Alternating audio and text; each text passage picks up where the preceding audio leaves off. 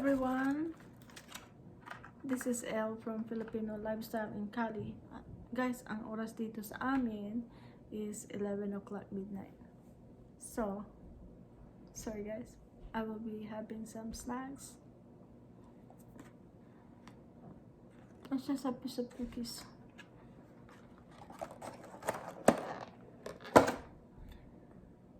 Sorry.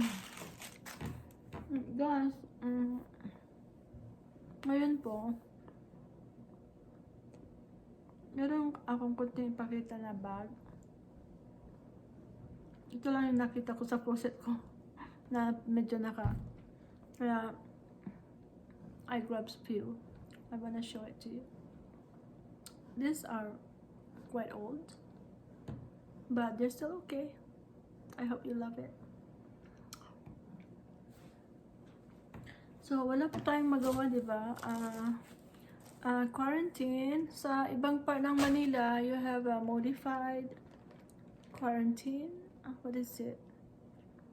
MCU? I don't know how they call it. Modified. Something. ACQ? Yeah. Community quarantine. Kaya ibig sabihin yung mga iba, bumalik na, yung iba hindi pa. But, make sure na, basta, sundan mo lang yung mga regulation, yung mga social distancing. Yan, no?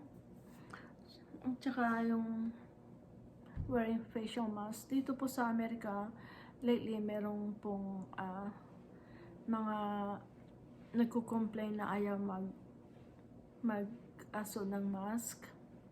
So, malaki pong issue kasi yung mga ibang establishment na yung mga food chains o kaya groceries, pag hindi ka magsusuot po ng mask is sasabihan ka. Tsaka yung tao na hindi nag-mask is magagalit. So, nagiging issue dito sa Amerika ngayon. Kaya, kung minsan, yung mga tao, gina-justify nila, sabi nila may sakit sila, hindi sila pwedeng mag-mask. Ayun ang sinabi ng doktor sa kanila. Pero actually, talagang justification na yun kasi hindi naman sasabihin ng doktor na, kasi hindi ka mahirapan ka makahinga, wag kang mag-mask, diba? No, at this time, everyone is a must na talagang mag-mask tayo lahat.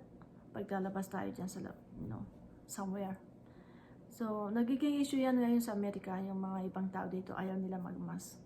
But, I wanna tell you that, sa Japan po, yung mga tao doon, sa pagkakaalam ko lang, sa buong mundo, ang pinakamaraming, nakakabenta sila ng marami ng mask ay sa Japan. Kasi lahat ng Hapon ay wala mang may COVID man o wala is nagmamas sila. Okay, you know what? We wear mask when we are at home, guys. Nandun ako sa Japan. Pag merong sipon yung isa, magmask, di ba? Usually sa buong bahay. Pero sa Japan, pag may sipon ka man o wala is nakamask din sila sa bahay. Pero pag yung may sipon na isa, ibig sabihin hindi yung isa lang ang magmamas, no? Lahat sila magmamas sila. Okay? So, just to protect one another. The whole family. Okay po guys. So, actually, yun ang sasabihin ko sana, ipakita sa inyo yung bag, pero napunta tayo sa mask. So, I think, I'll just go on with this vlog instead of bag. At saka, doon po papakita ko po sa inyo, sasabihin ko sa inyo yung buhay sa Japan. Ibahin ko na lang to instead of showing you my purses. I'll just go back with some experiences sa Japan. Sa Japan po kasi very safe area. Yung mga at saka yung mga Hapon is very polite. Pag yung lahat ng basura nila, example, kumain sila, may dala sila, kaya kumain sila, yung basura nila, meron silang dalang bag iuwi nila yung basura nila. So, kahit may basurahan dyan sa labas or sa train or something, iuwi nila yung basura nila. Okay? Sa mga train station, sa mga department store, palaging anywhere you go, may basurahan. Makikita mo may basurahan. Sa harapan ng 7-Eleven department store, sa mga harapan ng diners, or anywhere, sa mga bus station, train station, marami pong basurahan, at meron din pong ang trabaho lang ay taga-pick up ng basura. At napakabilis po nilang maghakot ng basura. Tapos po, yung isa pa na feature sa Japan po, pag iniisip nyo po na kayo ay magta-travel sa Japan, napaka-safe po ang Japan. I actually do my groceries at 2 o'clock a.m. in the morning. Meron pong 24 hours na groceries. 24 hours. At saka tahimik. Nothing's gonna bother you. No one's gonna bother you. Meron din pong mga diners na 24 hours. Yung mga McDonald's may mga 24 hours. Yung mga fast food 24 hours. At yung train station is, I think they ended up at 2 o'clock and then they start at 4 o'clock. So it's just like a couple of hours na maghihintay ka. So, napaka-safe po sa Japan. Isa po na feature po na sasabihin ko dito. Kasi sa Amerika, pag yung mga parents dito sa Amerika, hindi sila masyadong makakapagtrabaho, masyadong, it's just like a malaking trabaho para sa mga magulang yung sunduin mo yung anak mo, tsaka sunduin mo, dalhin mo, di ba? They do it for their safety nga, kasi dito sa Amerika is medyo delikado. Pero sa Hapon po, ang mga bata is naglalakad sila papuntang eskwela. So that's how safe it is. At saka yung isang bata magta-travel ng malayo, maring malayo. They use the train. Pag may yung pamilya ay medyo mayaman at ang anak nila gustong pumunta sa famous private schools, maring malayo yung eskwela na kailangan siya mag-train. Mahaba po, maring Palmdale to LA na train, lalakbayin ng isang grade 1. So, magti-train po, mag-isa. Right, so they said that all adult and kids are responsible. Kaya yung bata, kahit bata pa lang, is responsible sila sa kanilang sarili. At saka, yung mga yung mga matatanda rin, yung mga adult din, they also protect the children. So, they never bother the children. But they look at them, of course, kahit na busy ang mga Hapon. Ang mga Hapon is talagang busy sila. They are hardworking. Yung time is gold, parang ganon. Lahat ng train is intact. It's like a tic-tac. Yung alam niyo po yung tic-tac ng relo. Ganon po. Example po na kasi mga Hapon gusto nila sila yung tayo, kasi mga Pilipino yung palagi tayong late, di ba? Meron po yung yung joke na sabihin ko sa inyo yung joke, no? Sabi nila, alin po ang maganda, yung Filipino time, ano po yung pinaka-worst na time sa buong mundo? Filipino time, American time, alin po yon yung time, sabi nila. Sabi nila, ang pinaka-worst na time is Indian time. Ibig sabihin, I'm sorry guys. Ibig sabihin, yung Indian kasi sa atin, imbis na darating tayo sa ating mga appointment, i-Indian din na lang natin sila pag hindi tayo makarating ng tama. The exact time, hindi po ba? So, yun po yung joke. na worst time is an Indian time. For Filipinos, is Indian time. They're not gonna be they're not gonna showing up. Right, guys? Okay, so yun lang ang joke na sasabihin ko. But anyway, sa Japan po, ang train is every 5 minutes, ang interval, darating ang train.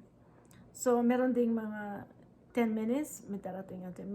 Kung medyo local, medyo kunting tao ang lumalabas sa lugar na yon papuntang syudad, medyo matagalan, medyo 10 minutes ang interval ng train.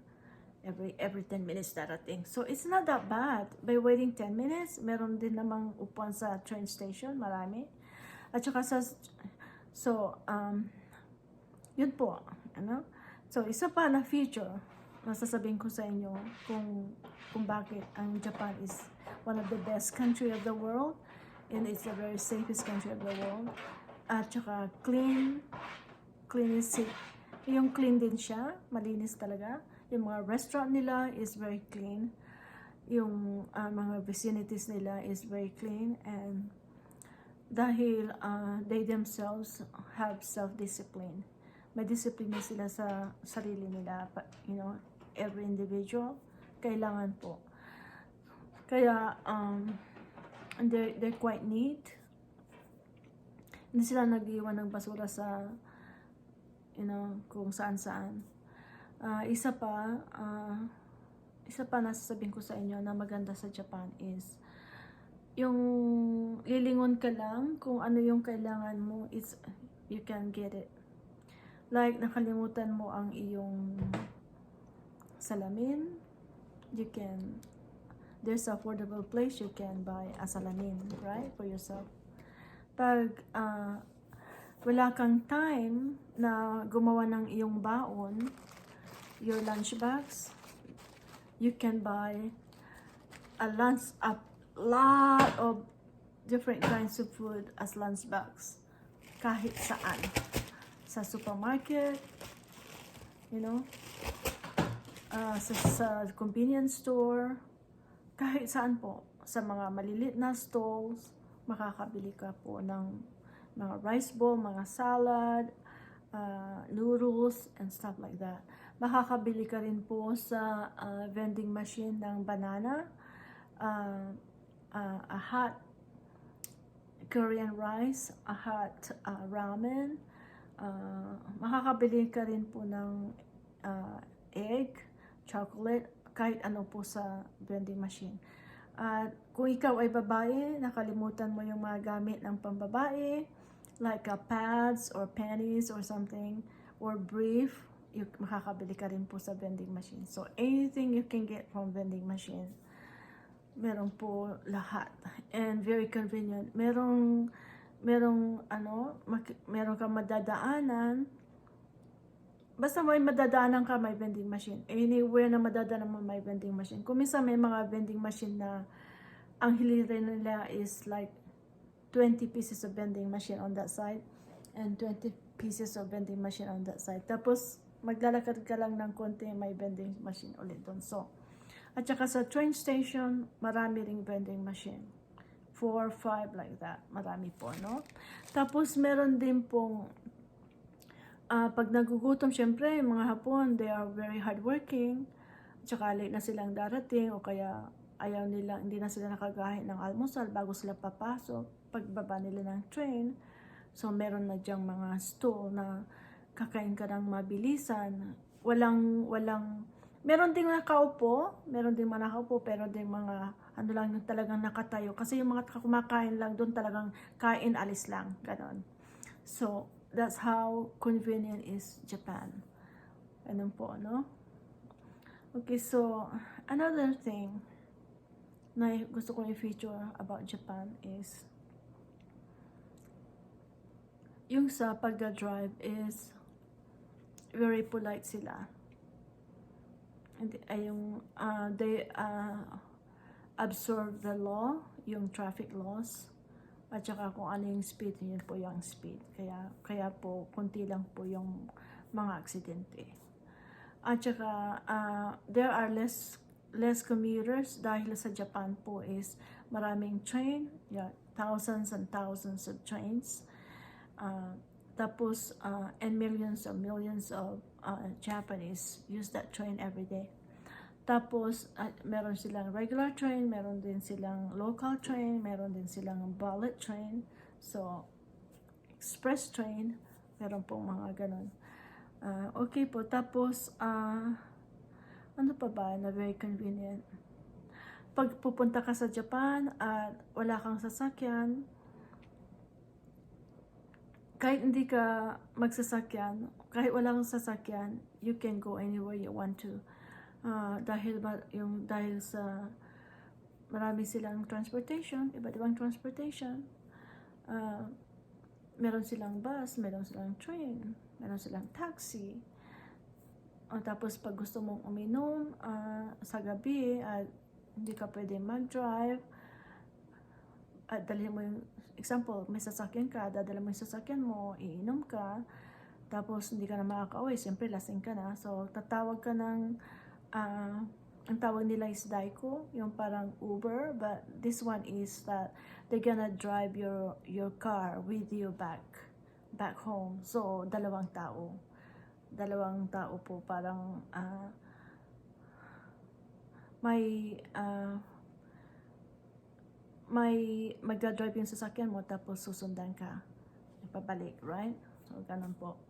Okay, so what are other features that there's a lot of things that I want to tell you about Japan.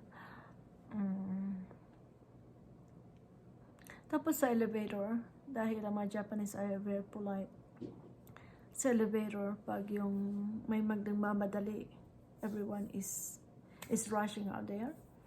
Pag nagmamadali sila, dito sila sa right side. Pag yung hindi ka nagmamadali, dito ka sa left side.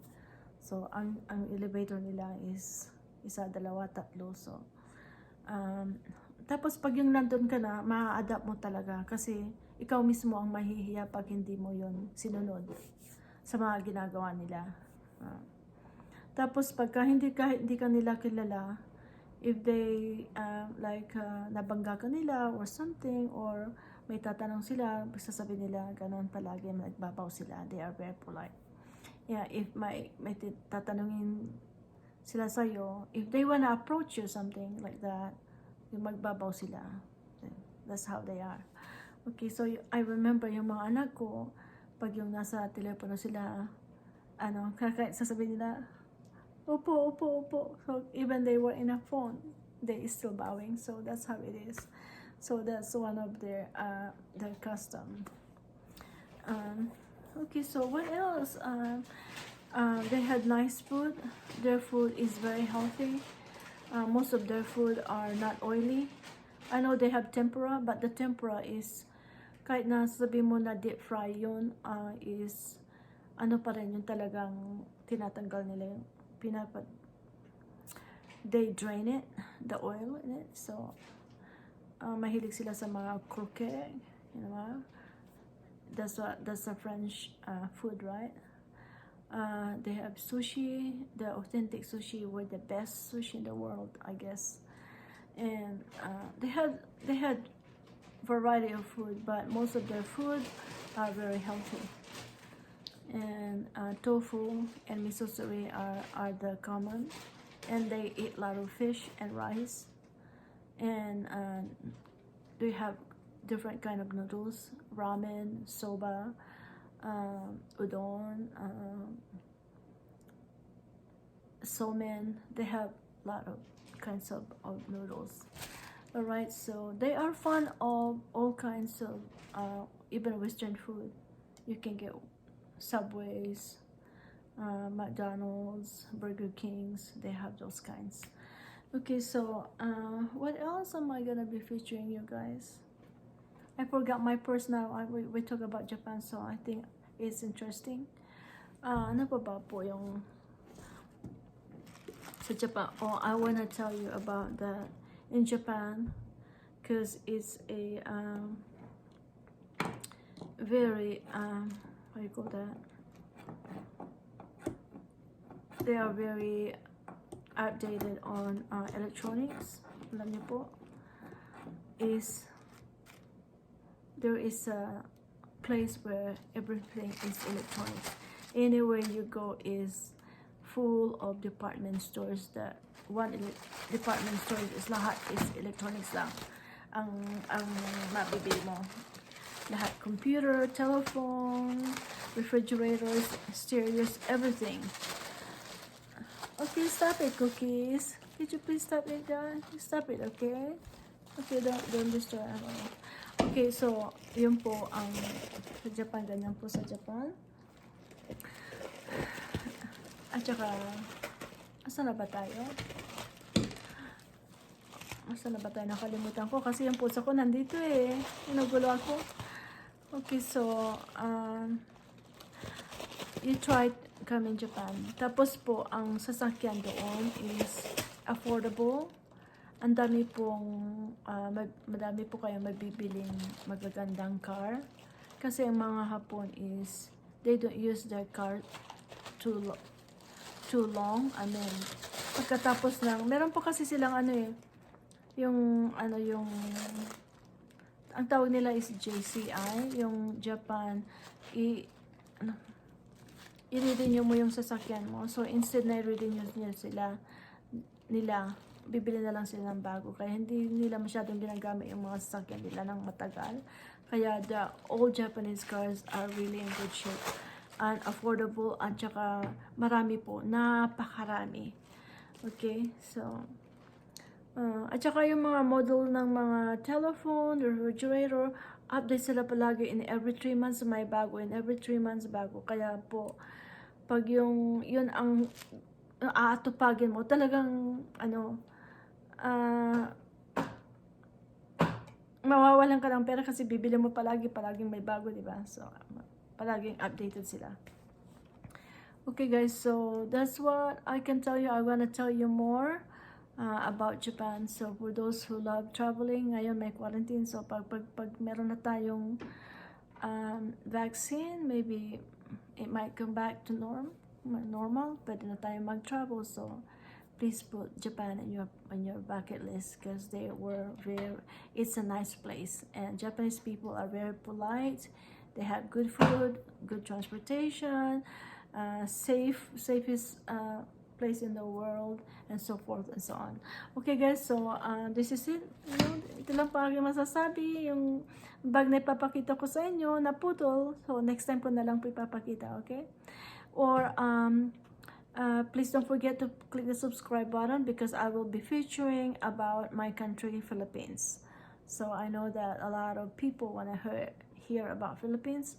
You can see a lot too in YouTube, but I want to feature some of the best or the manners or the culture, the Filipino culture itself. Okay guys, so I want to talk to you later on. Thank you so much.